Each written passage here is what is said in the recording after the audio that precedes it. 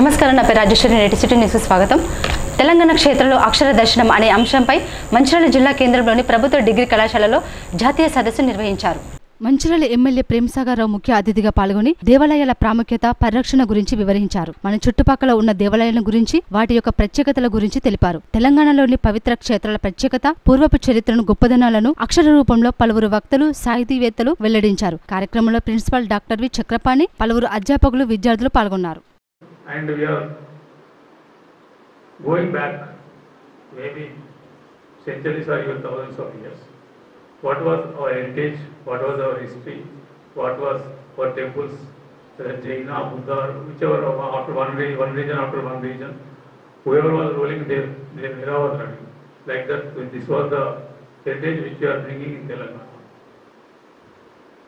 And we are fortunate to be part of Erstwhile Adilabad district, because education is Saraswati Mata. So in the country, total we have only 2 temples of Saraswati. First temple is in Basara, which was part of Erstwhile Adilabad district. The number 1 temple in Saraswati temple is in this district only. And second temple we have near Jammu, Vaishno Devi, close to Vaishno Devi temple. We have the second temple of Saraswati. These are the only 2 temples in the country. As far as the Saraswati temple, when we are talking about the education, we are talking about this. And this is one thing. Other things, we have a lot of temples here. If we talk about the temples close to this place, before going to the temples, I will tell you one thing. The temples which came on self-own, that temple has the power of 1,000 courses. 1,000 courses means almost 3.5 kilometers. Self-established temple like Tirupati, some temples. The temples which were established by the Shankaracharya, like those gurus, which has the 200 courses. And the temples which were established by our own people, which have 10 miles, 10 courses. And this is the power the temples have. Like that, we have this Buddha temple also, which came on its own, but finally it was developed by some people there. Unfortunately, the temples in Telangana was not given any kind of publicity, any kind of importance. The importance and the publicity which was given to Andhra, Telangana was not given. Telangana was neglected. So definitely now we have time to live our own heritage. We have a lot of heritage, rich heritage, not only a lot of rich heritage we have. In this district itself we have a lot of temples. Suppose we have Rebbana Venkateswaram temple. Olden days they used to tell, there used to be one day Jatra in Rebbana Venkateswaram temple. On that day, Tirupati temple they will close it. So the Tirupati Venkateswara Swami will come to Rebbana. That's what the heritage speaks about this. And other things if we talk, Adilabad, Jaina, we have a temple, Jaina temple, which is the oldest temple, almost I think maybe 300-400 years back temple. Like that we have a lot of temples here. Lakshmi Devi temple, Chittagoda here, close to our place.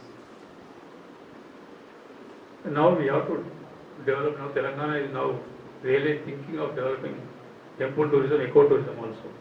పడగండ్ల వాన రైతులను నట్టెంట ముంచింది. కంటికి రెప్పలా కాపాడుకున్న పంటలను అకాల వర్షం నేలపాలు చేసింది. 20 రోజుల్లో పంట చేతికొచ్చే సమయంలో వడగండ్ల వాన అన్నదాతకు కడగండ్లు మిగిలించింది. తమకు ప్రభుత్వం నష్టపరిహారం అందించి ఆదుకోవాలని పలువురు రైతులు కోరారు.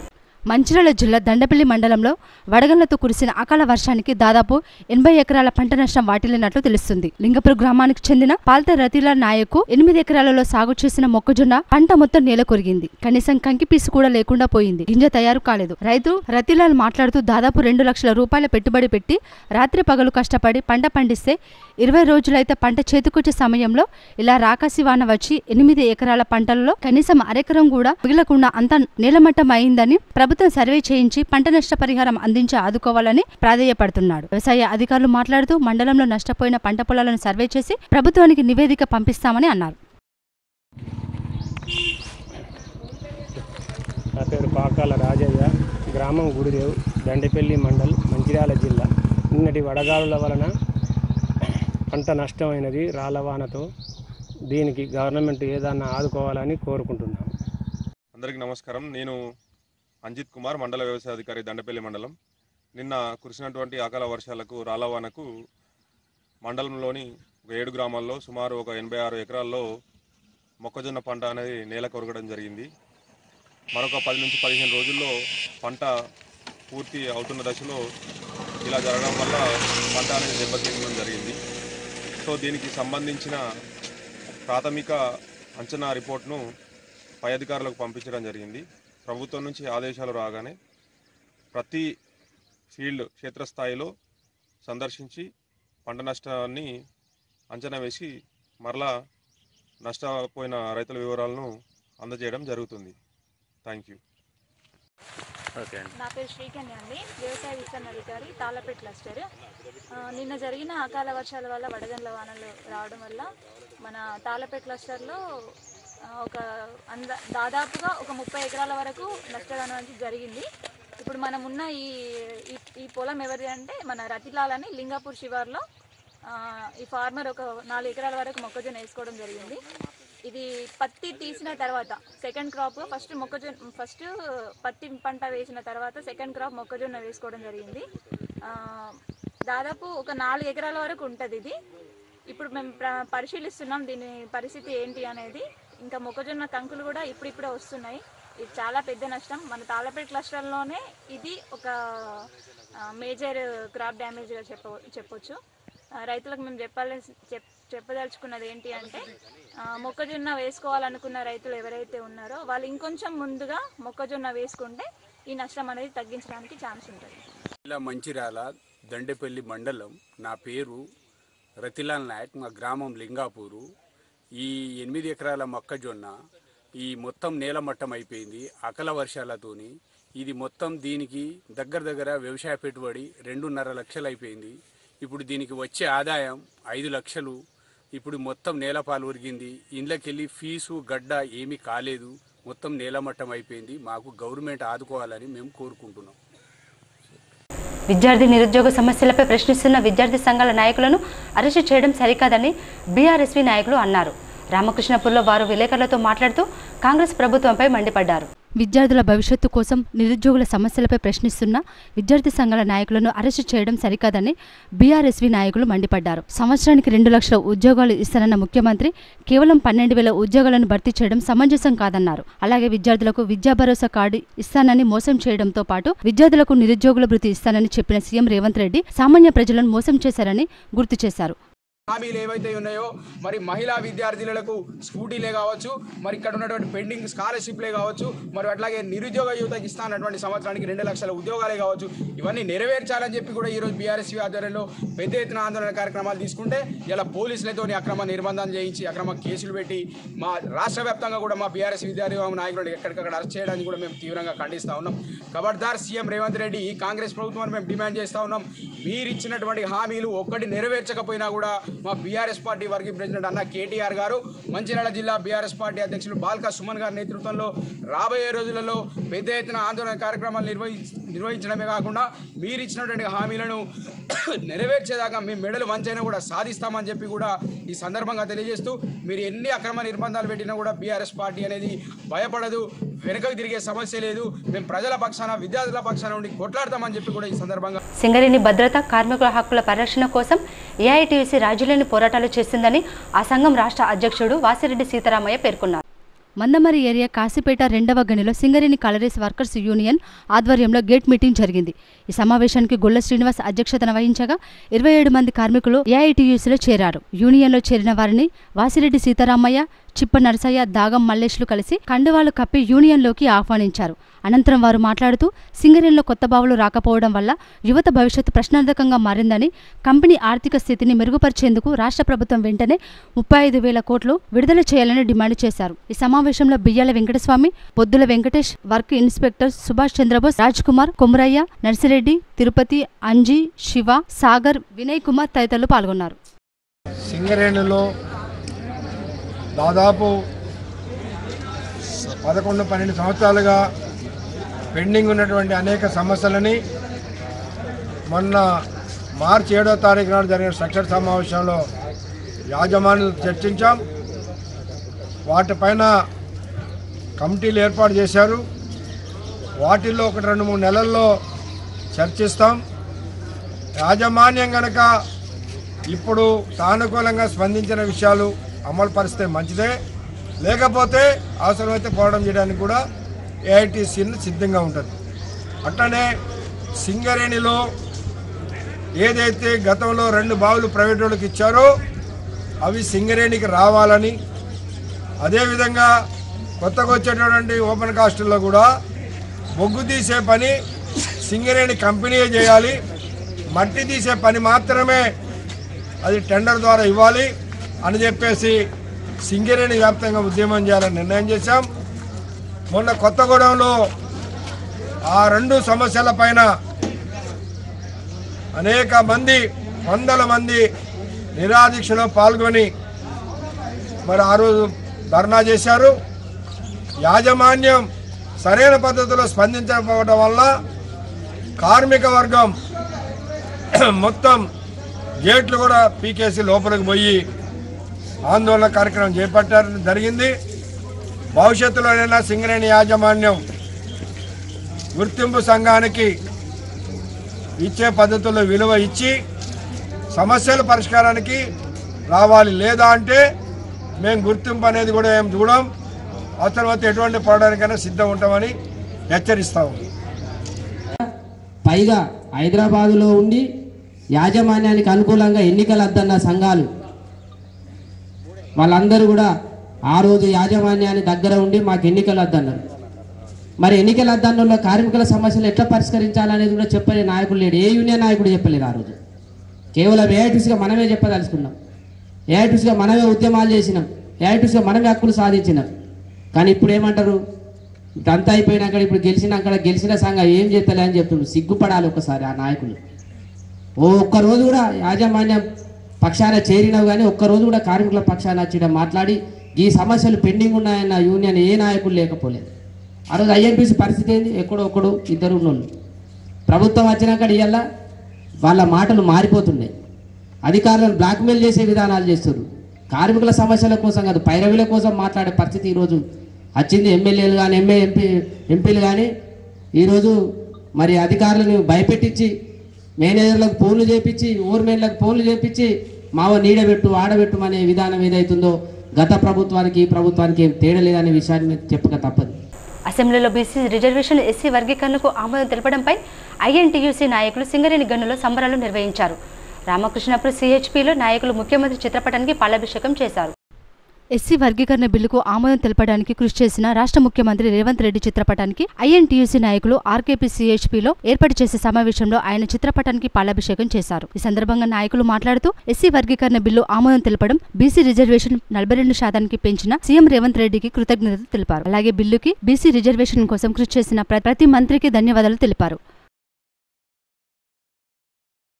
కాగా మందమరి ఏరియాలోని కాసిపేట 1-2 ఇంక్లైన్ గనుల్లో ఐఎన్టీయూసీ ఆధ్వర్యంలో ఘనంగా సంబరాలు నిర్వహించారు.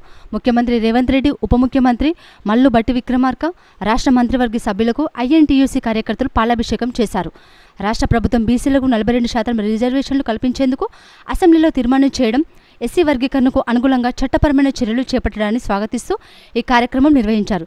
ఈ సందర్భంగా ఐఎన్టీయూసీ కేంద్ర కమిటీ సీనియర్ ఉపాధ్యక్షుడు, క్రమశిక్షణ సంఘం చైర్మన్ కాంపెల్లి సమ్మయ్య మాట్లాడుతూ రాహుల్ గాంధీ జోడో యాత్రలో బీసీల సమస్యలను గుర్తించారని, తెలంగాణలో కాంగ్రెస్ అధికారంలోకి వచ్చిన 15 నెలల్లోనే బీసీ కులగణన చేపట్టి రిజర్వేషన్లు 23% నుండి 42%కి పెంచడం చారిత్రక నిర్ణయం అని అన్నారు. రేవంత్ రెడ్డి గారు ఈ రాష్ట్ర ముఖ్యమంత్రి స్పందించి బట్టి విక్రమార్క గారు, పొంగులేటి శ్రీనివాసరెడ్డి గారు, ఉత్తమ్ కుమార్ రెడ్డి గారు, దామోదర్ రాజనరసింహ గారు మంత్రి వర్గమంతా కూడా కలిసి చర్చించి మరి ఇలా ఉన్నటువంటి మరి సాధ్యాలను తెలుసుకొని వర్గీకరణ చేయగలుగుతామా లేదా అని చెప్పేసి ఒక కమిటీ వేసి 3 నెలల అవకాశం ఇచ్చి 3 నెలల తర్వాత కూడా ఆబ్జెక్షన్స్ ఉంటే చెప్పండి, ఇంకో నెల కూడా అవకాశం ఇచ్చి వారి ఆబ్జెక్షన్స్ అనుకూలతలు ఏమున్నాయని చెప్పేసి మరి ఇక్కడ ఈ రాష్ట్రంలో ఉన్నటువంటి ప్రజల మరి ఎస్సీ వర్గాల నుండి అభిప్రాయాలు తీసుకొని మరి 2 రోజుల క్రితం మరి ఎస్సీ వర్గీకరణ చేసి ఈ సామాజిక వర్గాన్ని, సామాజిక న్యాయాన్ని మరి అన్ని వర్గాలకు ఎస్సీలో ఉన్నటువంటి మరి ఉపాధి ఉద్యోగ రంగాల్లో విద్యా అవకాశాలలో మరి అన్ని రంగాల్లో కూడా ఎస్సీలకు సమానంగా న్యాయం జరగాలి. ఒక తండ్రికి 4 కొడుకులు పుడితే మరి నలుగురికి ఏ విధంగా అయితే తన ఆస్తిలో కానీ అప్పులో కానీ ఏ విధంగా అయితే పంచి ఇస్తాడో మరి అదే విధంగా రిజర్వేషన్లు కూడా ఈ రాష్ట్రంలో ఎస్సీలకు 15% అన్ని కులాలకు సమానంగా ఉండాలని చెప్పేసి మరి చట్టం చేసి మరి ఎస్సీ వర్గానికి మాదిగ సామాజిక వర్గానికి ఒక గొప్ప న్యాయం చేసిండు, ఒక సామాజిక న్యాయం చేసిందని చెప్పేసి మరి అది కాంగ్రెస్ పార్టీ రేవంత్ రెడ్డితోనే సాధ్యమైందని చెప్పేసి మరి ఈ సందర్భంగా తెలియజేస్తున్నారు. ఒక కృతజ్ఞత భావంతో ఒక అభిమానంతో మరి ఇవాళ మరి minimum wages board chairman Jana Prasad గారు ఈ సింగరేణి వ్యాప్తంగా సింగరేణి కార్మికులందరూ కూడా మరి రేవంత్ రెడ్డికి రుణపడి ఉన్నామని చెప్పేసి మరి తెలియజేస్తూ వాళ్ళందరూ కూడా మరి వాళ్ళ పాలాభిషేకం చేయడానికి పిలిపియడం జరిగింది. కాబట్టి సోదరులందరూ కూడా ఈ కార్యక్రమంలో పాల్గొని మందమరికి చెందిన మొయ్య వేణుగోపాల్పై కాంగ్రెస్ నాయకులు చేసిన ఆరోపణలు అవాస్తవమని మొయ్య రాంబాబు పేర్కొన్నారు. మందమరి ప్రెస్ క్లబ్లో ఏర్పాటు చేసిన సమావేశంలో మొయ్య రాంబాబు మాట్లాడుతూ గత కొంతకాలంగా మునిందర్ భూ కబ్జాలకు పాల్పడుతూ అందరినీ బెదిరిస్తున్నాడని ఇది అందరికీ తెలిసిన విషయమేనని పేర్కొన్నారు. మొయ్య వేణుగోపాల్ కుటుంబం ఏమైనా అక్రమాలకు పాల్పడితే నిరూపించాలని పైడిమల నర్సింగ్కు సవాల్ విసిరారు. అనవసరమైన ఆరోపణలు చేయడం సమంజసం కాదని అవి నిరూపించాలని డిమాండ్ చేశారు. అనంతరం బహుజన ముక్తి పార్టీ జిల్లా అధ్యక్షుడు మొయ్య వేణుగోపాల్ మాట్లాడుతూ తాను సమాజం కోసం పనిచేస్తున్నారని ఎవరిపైన ఎలాంటి కుట్రలు లేవని పేర్కొన్నారు. ఫేస్బుక్లో పెట్టడం జరిగింది. ఆ జాగాలో నేను వేసుకొని పెయింటింగ్ వేసుకొని ఉంటా, ఎవరైనా అడ్డస్తే చంపుతా, వేణుగోపాల్ అడ్డస్తే కూడా చంపేస్తా అని చెప్పి బెదిరిస్తున్నావు. మా అన్నకి ఏమైనా అయినా కానీ మీరే పూర్తి బాధ్యత వహించారే. సుప్పరి మునేందర్ అక్కడ ఇల్లు వేసుకున్నాడని చెప్పి ఫోటో పెట్టి కూడా నర్సింగ్కి పంపించడం జరిగింది. దాని కూడా స్పందన లేదు. కానీ ఈరోజు ఒకరి మీద ఒకరు పోటీతత్వంగా వచ్చి ఇది నా జాగా ఇది నీ జాగా అంటాను. నీ జాగా అయితే మరి ఇన్ని రోజులు వెళ్ళిపోయింది.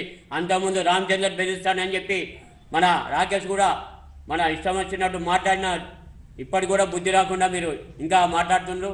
మేము ఒకటే కోరుకుంటున్నాం, ఏదైనా ఉంటే న్యాయపరంగా వచ్చి అన్నకి జరుగుతుంది రా మాట్లాడదామంటే మేము రావడం సిద్ధంగానే ఒకరి మీద ఒకరు దాడి చేసుకోవడానికి చట్టాన్ని మేము చేతిలో తీసుకోవాలంటే 5 నిమిషాల పని మేము చేతిలో తీసుకోము. చట్ట ప్రకారం ఏం పోతాము. ఒకేలా అన్న వాళ్ళ పార్టీ వాళ్ళు మాట్లాడినందుకు అన్నగారు కూడా క్షమాపణ చెప్పడం జరిగింది. జాతీయ నాయకుడు ఏదైతే వివేక్ మీద మా దళిత నాయకుడి మీద అట్లా మాట్లాడు ముక్తి పార్టీ తప్పని చెప్పి మేము కూడా భావిస్తూ ఇంకోసారి అటువంటి రిపీట్ కాకుండా మా అన్నగారికి కూడా చెప్పడం జరిగింది. ఆయన బహిరంగంగా క్షమాపణ చెప్పాడు ప్రెస్కు ముందు పెట్టుకొని. కానీ మీరు ఏదైతే మా కుటుంబం మీద ఆరోపణ చేసిందో అది బహిరంగ పరచండి, లేదా ఎవరి చర్చ ఏంటిదో మేము కూడా తీస్తాం బయటికి. ఎందుకంటే ఈరోజు రాకేష్ అదే మీద కాదా ఎంతగానో తిట్టిండో అందరికీ తెలుసు, అది విలేకరులకు కూడా తెలుసు, ప్రెస్కు కూడా వచ్చింది. దయచేసి మేము ఒకటే కొట్లాట కాదు, ప్రజాస్వామ్య బతకంలో ఏదైతుందో న్యాయపరంగా పోయి దానికోసం కొట్లాడతాం తప్ప బ్లాక్మెయిల్ చేసినా ఎవరి దగ్గర డబ్బులు డిమాండ్ చేసినా ఇవన్నీ ప్రూవ్ చేయాలి. నోటికి వచ్చినట్టు మాట్లాడు కాదు. నా కుటుంబం పైన ఎందుకు ఇట్లాంటి దాడులు చేస్తారు, ఇట్లాంటి లేనిపోని అవమానకరమైనటువంటి ఆరోపణలు ఎందుకు చేస్తారు? మీరు ఒక పార్టీలా పద్ధతిగా ఉండేటువంటి పార్టీ అని చెప్పుకునేటోళ్ళు ఇట్లా పద్ధతి తప్పి మాట్లాడద్దని హెచ్చరిస్తున్నాను నేను. చెన్నూరు పట్టణంలో బండారి రాజేశ్వరి మెమోరియల్ ట్రస్ట్ ఆధ్వర్యంలో 15 మందికి ఉచిత కంటి ఆపరేషన్లు నిర్వహించినట్లు వైద్యులు చిందం అభిషేక్ తెలిపారు. చెన్నూరు పట్టణంలో బండారి రాజేశ్వరి మెమోరియల్ ట్రస్ట్ ఆధ్వర్యంలో 15 మందికి ఉచిత కంటి ఆపరేషన్లు నిర్వహించినట్లు వైద్యులు అభిషేక్ చిందం తెలిపారు. సందర్భంగా వైద్యులు అభిషేక్ మాట్లాడుతూ చెన్నూరు మండలానికి చెందిన 15 మంది నిరుపేదలకు రాజేశ్వరి ట్రస్ట్ ద్వారా కంటి వెలుగును ప్రసాదించడం అభినందనీయమన్నారు. ఈ కార్యక్రమంలో బండారి రాజేశ్వరి మెమోరియల్ ట్రస్ట్ వ్యవస్థాపకులు డాక్టర్ బండారి లక్ష్మణ్ సిబ్బంది పాల్గొన్నారు. గ్రామాన సంస్థాగత నిర్మాణం చేసి బీసీల ఉద్యమ పోరాటాన్ని బలోపేతం చేస్తామని, ప్రతి పల్లెలో బీసీ జెండాను ఎగురవేస్తామని బీసీ ఆజాదీ ఫెడరేషన్ కార్యనిర్వాహక అధ్యక్షులు కుడికాల భాస్కర్ పేర్కొన్నారు. బీసీ ఆజాదీ ఫెడరేషన్ మంచిర్యాల జిల్లా అధ్యక్షులుగా మందమరి మండలం మందమరి గ్రామానికి చెందిన చితురాల సతీష్ను నియమిస్తూ ఉత్తర్వులు జారీ చేశారు. ఈ సందర్భంగా కుడికాల భాస్కర్ మాట్లాడుతూ గ్రామాన బీసీలను సంఘటితం చేస్తూ సంస్థాగతంగా నిర్మాణం చేస్తామని, సంస్థాగత నిర్మాణంతో బీసీ ఉద్యమాన్ని బలోపేతం చేస్తామని తెలిపారు. జనాభాలో 52% పైగా ఉన్న బీసీలు విద్యా, ఉద్యోగ, వ్యాపార, రాజకీయ రంగాల్లో వెనుకబడి ఉన్నారని, వారిని అభివృద్ధి చేయడమే దేశ అభివృద్ధి అవుతుందని అన్నారు. బీసీలకు విద్యా, ఉద్యోగ, వ్యాపార, రాజకీయ రంగాల్లో జనాభా ప్రాతిపదికన వాటా కోసం, చట్టసభలో బీసీలకు రిజర్వేషన్ల కోసం, దేశవ్యాప్త కులగణన కోసం, బీసీ అట్రాసిటీ చట్టం కోసం నిరంతరం పోరాడతామని, రాజీలేని ఉద్యమాల వలన బీసీల హక్కుల సాధనే తమ ధ్యేయమని అన్నారు. ఆధ్వర్యంలో అనేక కార్యక్రమాలు జరుగుతున్నాయి. తను గతంలో కులగణన కోసం కొట్లాడి ఆమరణ దీక్ష చేసి కులగణన సాధించారు. కులగణన సాధించిన ఫలితంగా ఈరోజు రాష్ట్ర ప్రభుత్వం అసెంబ్లీలో బిల్ పాస్ చేసింది. సో దానికి మనకి ఇంకా పాస్ అయినంత మాత్రాన్నే మనకు సరిపోలేదు. కేంద్రం దాన్ని 9th షెడ్యూల్లో చేర్చాలనే ఉద్దేశం మీద ఈరోజు ఢిల్లీలో 31వ తారీఖు ఆమరణ దీక్షకు గడువు తీసుకున్నారు. 31వ తారీఖు నాడు ఆమరణ దీక్ష దిగుతున్నారు. ఈ సందర్భంగా బీసీలందరూ కదిలి రావాలని ఈ మన్నవరి ప్రెస్ క్లబ్ సాక్షిగా అందరినీ కోరడం జరుగుతుంది. చిగురాల సతీష్ అన్న నేను బీసీ ఆజాద్ ఫెడరేషన్ జిల్లా అధ్యక్షుని మంచిర్యాల జిల్లా అధ్యక్షునిగా నన్ను నియమించారు. దీనికి గాను వ్యవస్థాపక అధ్యక్షులు జక్కని సంజయ్ కుమార్ గారికి మరియు రాష్ట్ర కార్యనిర్వాహక అధ్యక్షులు కుడికాల భాస్కర్ మరియు కరీంనగర్ జిల్లా అధ్యక్షుడు చిల్కమరి శ్రీనివాస్, వరంగల్ జిల్లా అధ్యక్షులు గారికి మరియు బీసీ నాయకులందరికీ కూడా పేరు పేరున ధన్యవాదాలు తెలియజేస్తున్నాను. నా వంతు కృషిగా మంచిర్యాల జిల్లా అధ్యక్షునిగా ఎన్నిక కాబడినందుకు గాను నేను బీసీలో ముందుకు తీసుకుపోవడానికి బీసీలందరినీ ఏకదాటికి తీసుకురావడానికి నా వంతు కృషిగా ప్రయత్నం చేస్తాను. సిటీ న్యూస్ ఇంతటితో సమాప్తం. తిరిగి ప్రసారమైన సిటీ న్యూస్లో మళ్ళీ కలుసుకుందాం. అంతవరకు సెలవు. నమస్కారం.